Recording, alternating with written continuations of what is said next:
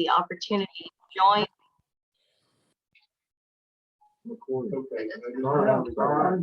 Got it. Okay. Opportunity to join in the landscape work in the field. And so he's learned about installation, practice, technique. He's studying under James Gill and other designers. He was then able to assist them with the drafting of landscape plans and estimating projects. He now manages his own consultations and design work and project estimation and oversight with the company.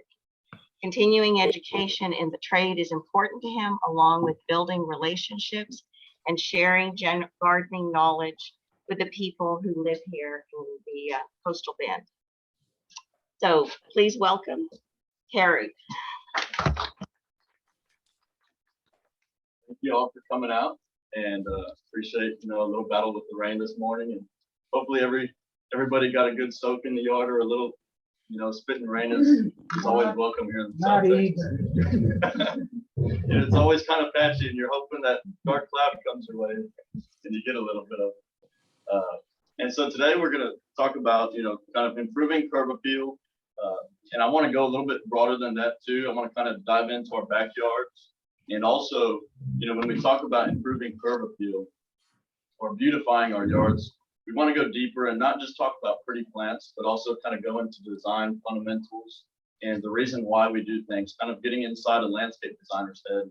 Some of the things that we talk about when I meet with someone out at their property, I think it can be a really cool way to kind of look at things in a different way and kind of explore some different avenues that we can go down when it comes to designing our own yard. So with that, we'll go ahead and jump in and get started with the first slide.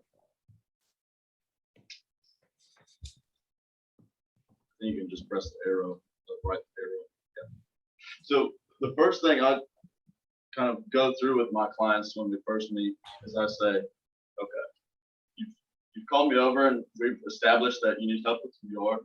And what is the picture that you paint in your head when you think about what you want your yard to look like? I think that's and some people have a hard time doing that. And that's where I can come along and kind of help out. Some people have a million ideas firing away at them at all times, and they need help with organizing them or figuring out which way is the right way to go. And I can kind of help out with that when we start diving into it. So I think that's the biggest thing is maybe you don't know what you want. Maybe you want everything. And sometimes that's hard to do because you've got all these ideas and you need to kind of consolidate them in a way, or pick and choose which of these ideas works well together. A big thing for me is what design style do you enjoy the most? Do you naturally like a tropical oasis? You see it a lot on the island, and I love tropical plants, and we've had a little bit of an issue with them with the freeze, but most of us enjoy them. And we kind of look at what style do you like the most? Do you like more of a desert arid landscape? Do you like formal, tidy, evergreen shrubs? Or do you like this full, overgrown tropical oasis? So I think it's important to kind of figure out what sparks your brain the most, and from there, figure out which direction you want to go. I think a big thing too is, when you have people over, what kind of interaction do you want them to have with your space? Do you want people to pull in the driveway and just be wowed, or they walk in the backyard and it's like, whoa, that's awesome? Do you want to take them on kind of an interaction through the space? Do you have other gardening friends that want to explore through your backyard and just look at all of the little detail areas? I think that's kind of important too. I think when we look at what kind of interaction we want people to have with our space, it's kind of interesting because if you want people that are walking their dogs or riding their bikes to really be wowed by your yard or kind of interact with it in a sense, I think it's really neat to kind of bring the landscaping forward towards the street.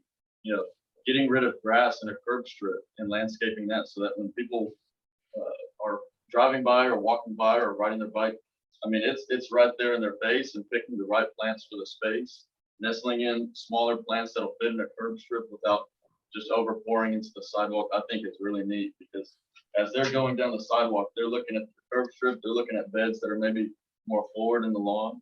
And then from there, their eye travels all the way up to your house. And it's a really neat experience. So we can go ahead and move forward on the next slide. You know, we're going back to establishing the design style. And I'm kind of a big believer in that. I like to marry the style of the landscape to the style of the house. I think it's really important. For some people, they've got a certain style of house and they've got plants that they really love. And sometimes those don't necessarily go together. And I think that's okay because really when it comes down to it, this is all about doing what you think is pretty and what you like. I think when you marry the style of the house, the style of the landscape to the style of the house, it can appeal to more people. I think it can be appreciated by more people, and I think it can be accepted by more people, especially if you're selling the house. If you have a traditional red brick home, maybe it's got white trim, and you kind of envision a more formal evergreen landscape, then some people that are driving by might not necessarily like tidy boxed up shrubs, but they can see the house and they can see the style of the landscape, and it clicks in their brain that those two go together. That fits for that space. It makes sense. You know, after we kind of figure out the style that we're after, then we can figure out what plants, you know, follow that style well. And this is really neat to me in that it doesn't always have to be that rigid. You know, it doesn't have to be as rigid as, okay, there's a South Texas stone house and it's got this ranch style look, and so we need agaves and yuccas and native plants. I love all of that stuff, but it doesn't always have to be that rigid. What I think is really neat is that you've got this house here with tidy boxwoods, and you've got palm trees, and you've got agaves. And you don't necessarily think of agaves and boxwoods together. You're thinking of two different styles, maybe.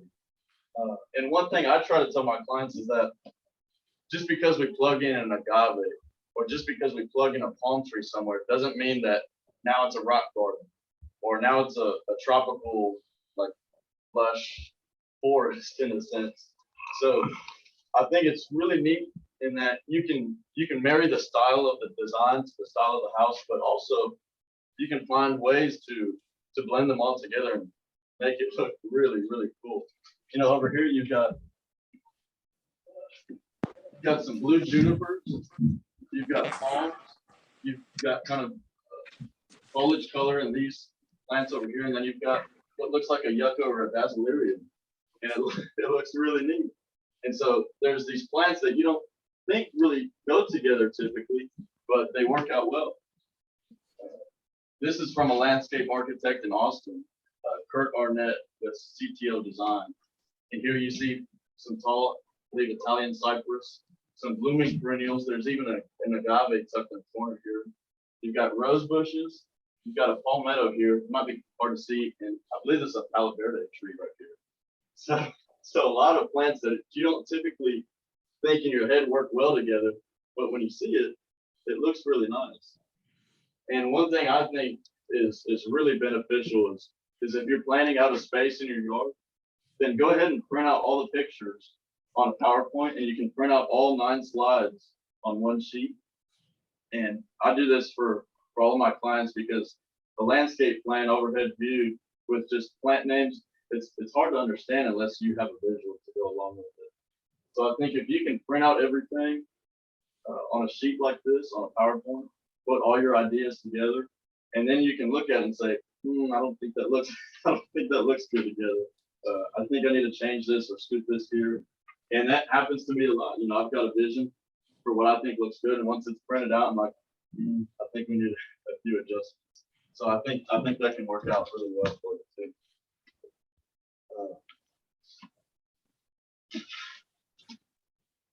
We can go ahead and go to the next slide.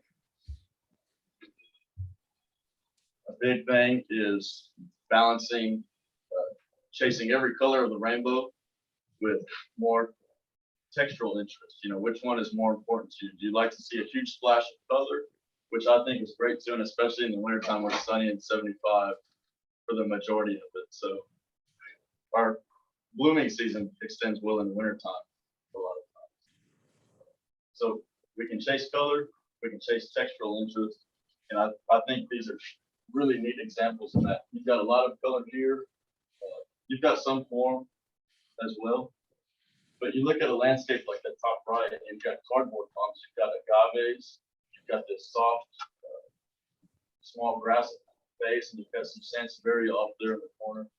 And it looks really neat. There's not much color, but the texture is really appealing. It's really interesting. And I also want to throw out that anywhere along the way, if we can stop for questions, I would love it. And so we can I have a question. jump right in. Absolutely.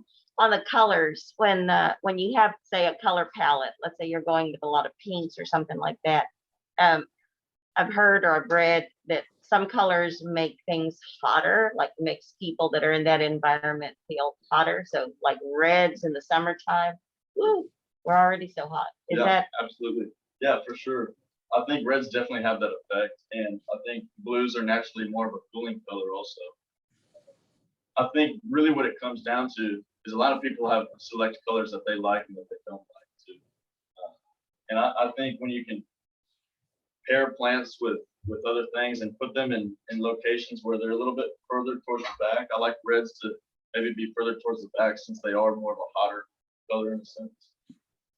So what do you do when the client says to you, I want lots of color. I want every plant to bloom at some season? Mm-hmm.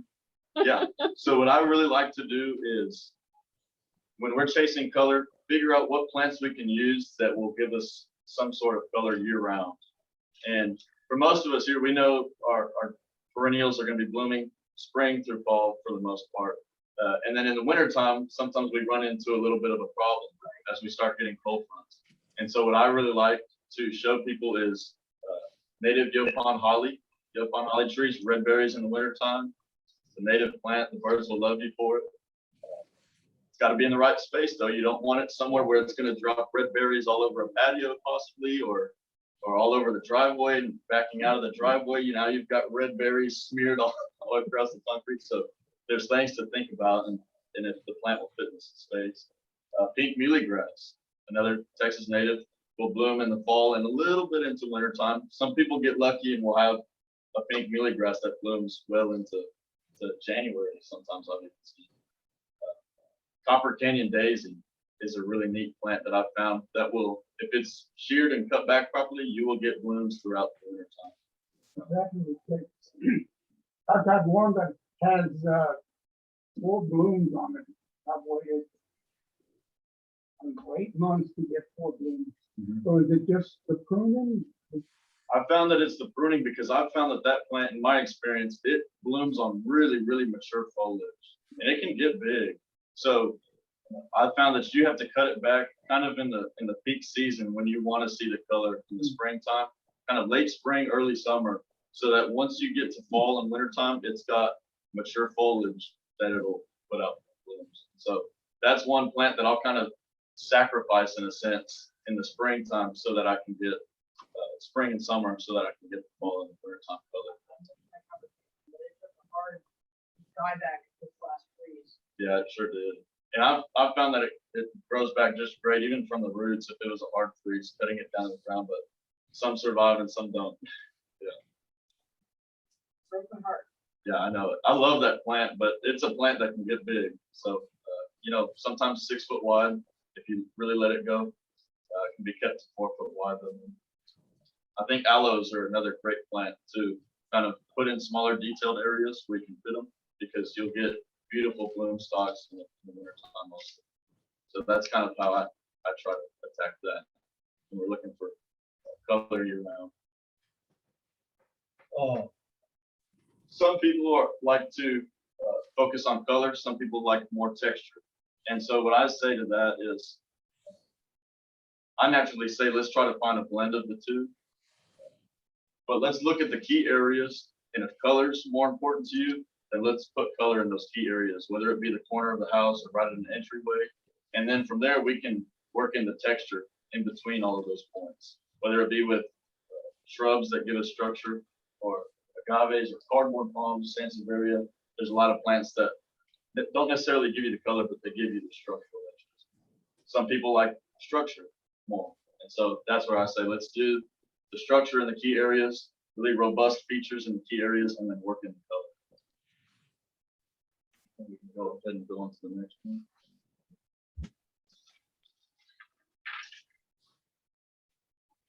Another really interesting thing that I've run across is looking at the size of the property we're working on, looking at the depth of field that people view your property. So there's some houses where you're driving down the street, and I mean, you could have a conversation with someone at their front porch, you know, just out of your window of your car. Some yards have a long driveway that lead all the way to the front door. And in those instances, we need to consider the size of the plants at maturity. You know, what effect do we need to have at the depth we're looking at? So if we've got a shorter yard where the sidewalk's really close to the front door, then we can get away with doing smaller plantings and create more detailed areas, because you can actually see a plant that's only a foot wide or 2 feet wide from the sidewalk to the front door, or even driving by it. However, if we've got a long, deep driveway, you know, you're looking from the street and you can't see anything if it's too small. So you got to think about how far away do people interact with the yard and see it. And on those instances where we've got a long, deep driveway, a deeper property, we need much more robust, larger features in order to have the effects that we're looking for. And also think about the size of the space and the size of plant you want to start off with. And you know, if you'd like to start off small and watch it develop along the way, I think that's great. It's obviously more cost effective. Or do you like to start off with something large and it has kind of an immediate effect? And that usually lends itself more to those larger properties where we want to get landscaping done, but you know, from the street, if you plug in a small plant, it's not going to look like anything for several years. So that's always something to consider.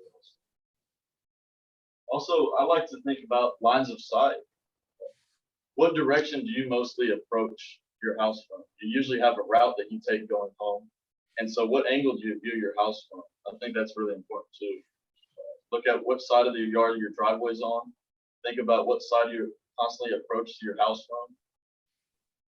Also think about, you know, when you walk into the front door, some people have a direct shot into their backyard with large windows all across the back of their house.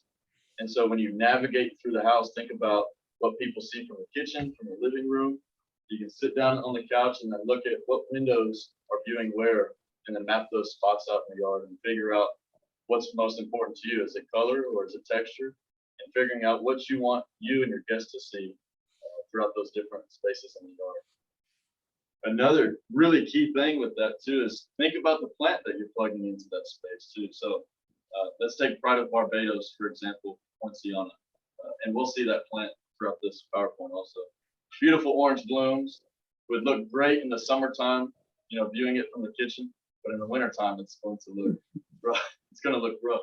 So think about that too. What plants will work best year round, or will have an overall really neat look to them year round in those really high impact areas. I think that's really important consideration too. Okay, we'll go ahead and move on to the next. I really like this quote: "Function is the purpose for which a design is developed, and aesthetic response is a human reaction to the artistic qualities of that experience." And so I really, sometimes we have to find a blend between, are we creating a yard that has more function? It's got walkways to a certain area, or it's got a tree screening the view to the neighbor's property, or screening pool equipment, solving different problems throughout the yards. And then from there, figuring out what's the most aesthetically pleasing option we can go with to solve that problem. For some yards, there's not any problems to solve. And so there we can go with, a really strong aesthetic approach, and we're in it for just creating something really beautiful. And those are oftentimes always married with each other. And that's really the best part of landscape design and planning is figuring out what needs to happen, taking the time to sit down and come up with all of the different options, all the different ideas to solve those problems, but also create something new. So we can jump to the next one.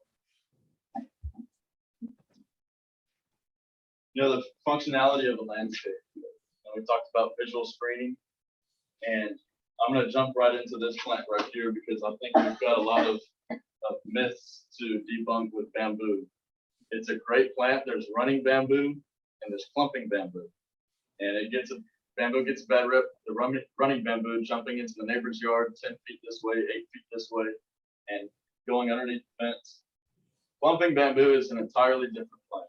And so it creates small culms and it'll just slowly increase its diameter and overall circumference here at the base. This is, I believe, Golden Goddess bamboo. And it only gets about 8 to 12 feet tall. So it can serve as a nice screen to block a view, and it's not going to explode like running bamboo will. And so I've really tried to educate people on the differences that this has compared to the typical running bamboo. And it's hard to show people the difference because some people have a bad encounter with it, popping all in their yard. But it's proven to be a really, really great plant for screening because it grows fast. It'll get up and do what you need it to do very quickly. And the maintenance on it is really easy. I've seen it maintained to just a 2-foot wide diameter at the base because as it grows, you just shrink it back to the size you want to keep it. And you just lop off these light little canes that you can haul off. It's really lightweight. It's easy to haul off and found it to be a great plant to use. We talk about, planting shade trees to shade the house, to shade a garden space that we're wanting to keep a little bit cooler or a patio space. Evergreen trees would be slower growing, but it would give you the shade year round. Deciduous trees, you'll lose the shade in the winter time, but it'll grow a little bit faster. So those are things to think about too. Specifically drainage issues just inside the planting bed. We've got boggy clay soil down here for the most part. So I really like to use a well-drained sandy loam and elevate the grade a little bit so we can have good drainage. Sometimes there's a roof line without gutters that will just pound the mulch away out of the bed. I think we've all dealt with that at some point. And it'll wash mulch away. So what we'll do is kind of run a strip of river rock along the edge where a roof line deposits water, and that'll help displace some of the water. Or if you've got just a roof valley that deposits water, you can place a large flagstone where that water will just jump off the roof and it'll hit that flagstone and it'll displace and become a softer spray, if you will. Or running gravel underneath a downspout like that in order to create a more aesthetically pleasing approach rather than the flexible tube that comes out to the edge of the bed. Again, balancing aesthetics with functionality. There's differences between spray head and irrigation and drip tube irrigation. Spray heads that pop up and spray the entire lawn. And sometimes plant growth blocks that spray. I really prefer drip tube irrigation because it waters just at the roots and you can get a deep soak and you don't have the same water loss. That's something I'll explain to my clients as well. The differences between organic mulch and ground cover cloth with rock. Anytime we do a landscape, show them the benefits of going with an organic mulch to create a good, healthy layer of topsoil over time. There's some weed growth that you have to battle in those first couple months, but using a ground cover fabric with a rock can be really beneficial as well. You don't have the ability to build the soil as easily though. If you want to do fertilizing or any kind of future building of the soil, you've got to go in, clear some rocks away, and throw some handfuls of compost underneath your cloth, move the rock back. So I just try to help map out those differences for people and help them figure out what might be the easiest thing for them to do in the future. But I tell them I don't like to call it weed fabric because we deal with nut sedge down here and it'll slide through the highest qualities of landscape fabric. So I tell them we do that. There will be some weeds that pop up. You've got to keep the dirt and the debris blown out of the rocks because it'll create little pockets of soil. The leaves coming off the oak trees will decompose and turn into little pockets of soil. So that's got to be maintained also. It's nothing is ever maintenance free. We'll go ahead and go on to the next slide. What I really wanted to do, this is kind of going more towards the curb appeal side of this presentation, and we want to look at pretty plants too and talk about plants. I was really mesmerized by the fact that when I first started landscape design, and also installing other landscape designers' work when I was working in the field, I would look at plants and I'd say, God, those look great together. But what is it that makes them work together? How come these plants work together, but when you include this one, it destroys everything and it muddies it up? So I really like to kind of showcase some plants that I've found work great together. And I'm going to kind of present a couple different general styles here. I've found this to look amazing around a poolside landscape. This is agave blue flame, and agave is again another plant that gets a bad name because sometimes an 8-foot wide agave is planted 2 foot off of a sidewalk, and it's stabbing people in the shins. You've really got to pick the right variety for the right space. This is one that only gets about 3 to 4 foot wide, and so again, right space for the right plant. But it gives you this beautiful structure, and the tips actually curl inward as it gets bigger. Purple fountain grass, I think a lot of us are maybe familiar with. You've got a hard, rigid structure of an agave, but then you've got this free-flowing movement of a purple fountain grass. And I think that contrast is really beautiful there. With the wind that we have down here, it literally comes alive in the yard. And it looks like it is a living piece, but it feels like a living piece when you look at it. That Pride of Barbados we mentioned earlier, another just superstar plant for down here, but in the wintertime it will look a little rough. And so I try to put it in areas where in the wintertime we're not so much focused on these sticks coming out of the ground. Gardeners don't necessarily mind it because we know the beauty behind it. But again, that goes back to the kind of guests you have over. Do you have just a plethora of gardening friends that when they come to your yard space, they understand what sticks are coming out of the ground? They get it? Or do you have people that aren't as well versed on it? And then when they see that, that's just a huge eyesore. My neighbors are really Yeah. it's dormant. Exactly, yeah. So I think this arrangement is really neat, and variegated Scheffler gives us that evergreen color year round. Can be a little cold sensitive with freezes and things like that, but again, just every plant has its pros and cons in a sense. So I've found these to be a really cool combination. Maybe you might be able to use these ideas somewhere, or one of them. I like Schefflers because they can get about 3 to 4 foot wide. They give us kind of a shrub-like look, and they'll stay evergreen. Pride of Barbados gives us that just huge pop of color in the summertime. Purple fountain grass, depending on where it's located in the yard, if it gets a kind of a heavy exposure from the north wind, it'll go brown like other ornamental grasses. But I've seen it stay throughout this last winter in a protected area. It stayed a deep purple all year long. So that's really cool. We'll go ahead and jump to the next one. The variegated Scheffler is one variety, but 2 species. Mm-hmm. It is. There's a Trinet Scheffler. I believe that's the full name is Trinet variegated Scheffler. It's more important. I don't know if we can give a little scoot to that projector just to get that, or if we can all see it good enough. Maybe it's okay. Okay, we can just get the table. There we go. Yeah, this kind of grouping of plants is a little bit more on the native side, a little bit more of a Southwest native look. And surely enough, all these plants can be used and dotted into other styles. Like we said earlier, it's not rigid. Dryales can get 6 to 8 foot tall, I've seen. It can be kept shorter, around 5 foot with regular trimming. Beautiful yellow blooms, and will give us that height towards the back in this arrangement. Red yucca gives kind of this grassier look, but also some structure to it. Beautiful red blooms coming up that the hummingbirds love. What's the bloom period for the red yucca? I've found it to bloom most during summertime. That's what I've found. But I think you will get sporadic blooms throughout spring and fall also. But I've seen it bloom most throughout the summer. Whale's tongue agave. I get a lot of my design inspiration from the Austin area. Now they've got different soil. They've got slightly colder winters.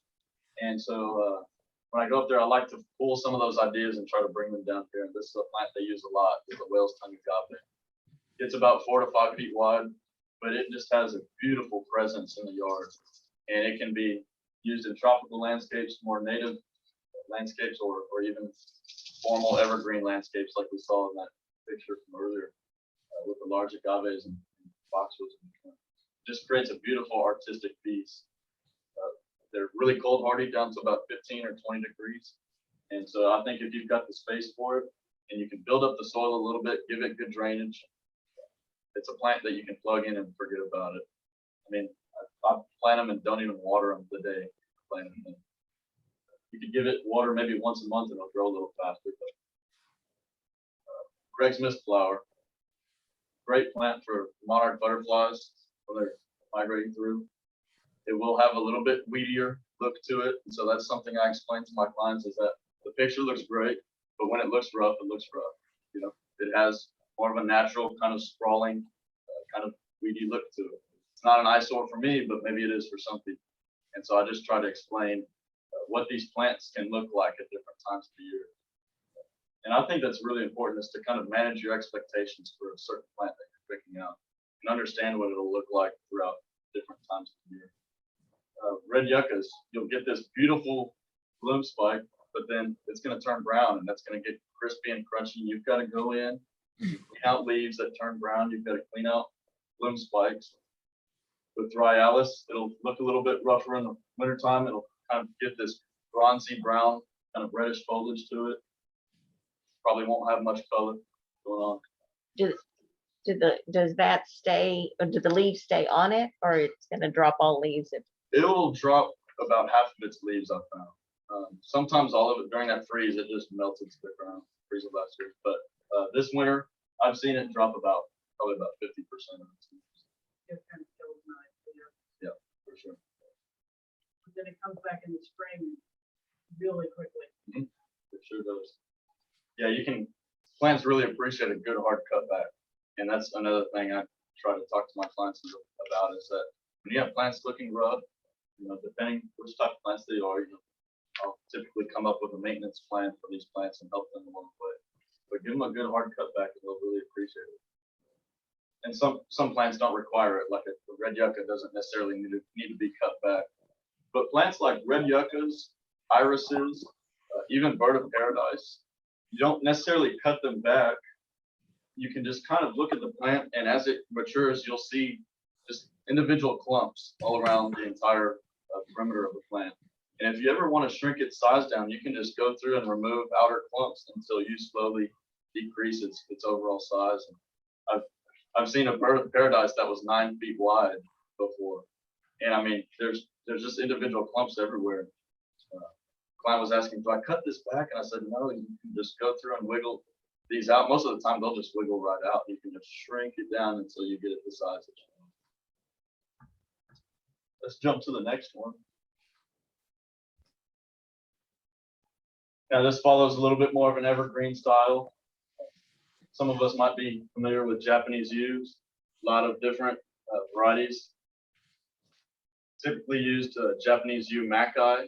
It's a 3 foot wide, maybe 4 foot wide plant that gets a lot of vertical height to it, maybe 6 to 8 feet tall. I've really had great success with this dwarf Pringles variety. It might get 5 foot wide, but I've seen it about 3 to 4 foot tall and wide. And I think it's got a really neat structure to it too. And anytime we can find new evergreens that work down here, I think is really neat. I love all our traditional, you know, dwarf yopon holly and hawthorns and boxwoods were having some issues with phytophthora coming along. But I think anytime we can find new evergreens to plug in and work with, I think it's really neat. Variegated pittosporum is just a tried and true plant for us down here. I like it because it performs fairly well in shade too. And so when you're dealing with shade from oak trees, I like to put this plant kind of in an area where it's maybe tucked towards the back. And if I've got a lot of shade, I like this plant because it's got a brightness to it in the shade. Anytime you deal with shade, if you go with plants that are very dark green, they kind of get lost in the shade because it's darker. So if you can find more of a lighter foliage plant, I think that typically pops under the shade. a lot better.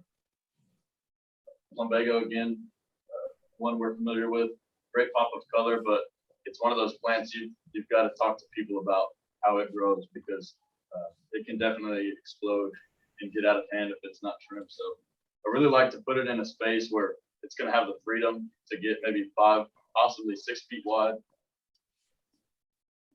I've been guilty of some of my clients saying, there's too much space in between these plants. We need to plug in more. We need to plug in more. And I tell them this plant will get 6 feet wide, possibly 2 years from now or a year and a half from now. And so I think that's another thing to think about is kind of either planting for the future and knowing how big a plant gets, or do you want instant, gratification by filling in some spaces, and then just know that 6 months, 8 months, a year down the line, you're gonna have to get in there and start trimming some things. And so that's another thing I'll explain to people. Cast iron plant, as you can see, it's underneath these trees here, and I found it to work really well around oak trees or crepe myrtles. It is just bulletproof, unaffected during that freeze, and it competes really well with the structure of trees' roots. It doesn't need a whole lot of help. Okay, so here we have 2 examples of things that work in deep shade. What about color in the shade? I know you can do caladiums in the spring, but then they fry. I've found plumbago to produce some color in the shade. I'll try to use some of our native plants in the shade too, like beautyberry will give us some color. Red Turk's cap does fairly well in the shade as well. I found on the last slide, Greg's Mist flowers do fairly well in the shade too. And that's where it gets tricky is if we're wanting an all evergreen landscape, something that matches like a traditional red brick home with white trim, trying to figure out how to introduce color in that scenario with 2 large oak trees in the front yard. It can get tricky, and sometimes there's things you can't get away with. I like to try to use variegated flax lily. It's kind of more of a grassy look, and that will tolerate some shade as well. It's going to be a lot slower growing, but that's a plant that I'll try to nestle in for some color as well. Sometimes you have to sacrifice every color of the rainbow and then figure out what plants you can use for just the foliage color. I just want to say that the blueberry is such a good plant if you want to attract birds. Absolutely. Absolutely. Yeah, they'll definitely love you for it. Also, variegated ginger works well in the shade. Get a lot of bright yellow from it. Definitely slower growing in the shade, but it will tolerate it. Will Adjurito tolerate it? I believe so. That you typically see that as an understory plant out in the wild, so I think it will. I think we've got one more slide that'll dive into a few plants. Have a couple. Okay. Now we've got some a grouping of plants here that's more on the structural side of things here. And Mediterranean fan palm, you've seen around town, and I really love this plant in that it's really versatile. We typically get a 15-gallon plant, and it's got a single trunk out of the center, and it's got these sprouts at the base. Now those sprouts will turn into trunks if you let them be. So there's some maintenance involved with this plant, and that those sprouts have to constantly be trimmed if you just want to keep 2 or 3 trunks there. If you just want one trunk, then that can be established, at the time of planting. Just keep those sprouts trimmed. And again, it goes to talking with someone and saying, hey, this plant can literally get 15 feet wide with 9 or 10 trunks if you let those sprouts go. And it's going to jump into the walkway, it's going to jump into the driveway, it's going to shoot towards the house. But if you keep those sprouts trimmed, you'll get this beautiful structure. Totally cold hardy palm, unaffected by the freeze we had last year. And it just takes a little bit of maintenance. Out in the front of our store at Gill's, we've got 2 of them, and they're probably about 9 feet wide at the base. It's just got several trunks coming out, and it looks like a giant shrub in a sense. So kind of slow growing. That's one downside of it, but the cold hardiness is just really neat. Trailing rosemary is a plant that I really love to use as well. Needs good drainage, so you definitely don't want it in a spot where the water is just coming off the roof and flooding a certain area. Again, I really like to build up the bed as much as I can, raise the grade of the soil. when you do that, you have to be aware of the weep holes on your foundation. Though. You don't want to cover those up. So that's one thing to think about is your aeration on your home, and you don't want to cover up weep holes in the house. Because if you can build up the bed, I think that helps with a lot of different. Will at least get you into a different plant palette that you can get away with instead of planting in boggy, heavy clay soil. And so I like this structure of kind of an upright palm, and you've got this trailing rosemary that'll crawl along the ground. This is a funny plant here, bamboo muhly grass. It's kind of a plant used in Austin a lot. And it doesn't look like much when you just look at it right here. And I show people in the nursery this plant and they say it looks like overgrown Bermuda grass or something like that. But when you pair it with other plants, it really has this cool zen quality to it. When it's backlit, it gets this golden shine and it can just dance around in the wind. And it has this soft, cloudy-like texture to it. And so, again, it's one of those plants where you might not like it when you look at it, but you go to a garden center and you have plants that you like and you kind of set them out on the ground and you look at it and say, okay, I like that. Yeah. And it goes back to kind of doing your printout of all the plants you want to do and seeing if anything is an eyesore to you. This plant will get about 5 foot tall, 5 foot wide. It can get some size. If you Google images of this, you'll see a big stand of it. It looks like a big lime green cloud in the landscape. But again, it's one of those plants that will just create little shoots at the base. And that's where it kind of gets the name bamboo, is it's got these individual shoots coming out of the ground, not invasive like bamboo. But again, it's one of those plants you can just trace around the perimeter of it and shrink it back by snipping any growth coming out of the base until you get it to the size. Blue elf aloe is a really cool variety of aloe that I've found. It's got more of a blue silvery color to it. And it doesn't explode and just crawl throughout a bed like other aloes do. It really stays compact and about 1 to 2 foot wide. I've had times where I wanted it to crawl through the space and it just didn't. But you'll have these little offshoots that you can pull off and plant if you need it to fill the space. But beautiful color in the fall and winter time. Are there points on the end of that or are they soft? There's soft points along each leaf. But I mean, I think a toddler could grab it and wouldn't hurt. Yeah. I mean, they're really soft and fun. Could I ask about the trailing rosemary? Is it a plant that could be used in hanging baskets? Absolutely. It's a fairly low water plant. So you'll definitely have to find the right potting mix for it. If you use a potting mix that holds on to too much moisture and you've got it in a spot that stays really shady, when you water, it's going to stay a little too boggy. So you need something well drained and just do less waterings and spread them out. That one reminds me of that red hot poker, whatever that poker plant. It has those long stems. And these are a little bit shorter than that, 18 inches max, closer to 1 foot.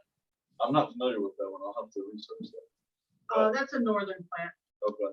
I found this variety of aloe to look really neat. It's got you can't tell much on the picture, but it's got a cool silvery blue color. And I really like to find those plants that have that silvery blue, like that agave or aloes, or even some yucca rostratus have this silvery blue, because it gives us a different color that we're not so much familiar with. I think plugging in it and then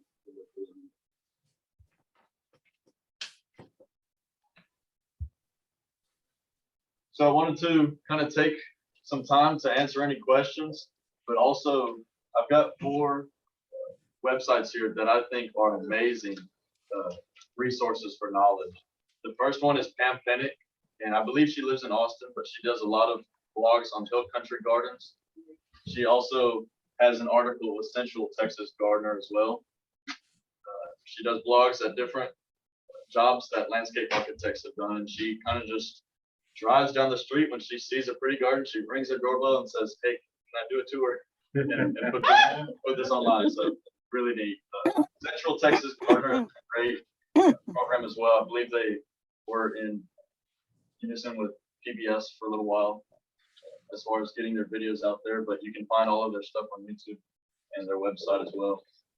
I've found a lot of inspiration with Central Texas Gardener because they'll take somebody's yard that a landscape architect worked on, and then they'll just do a deep dive into the reasons as to why they did what they did, the functionality of the space, and give you a full tour of it.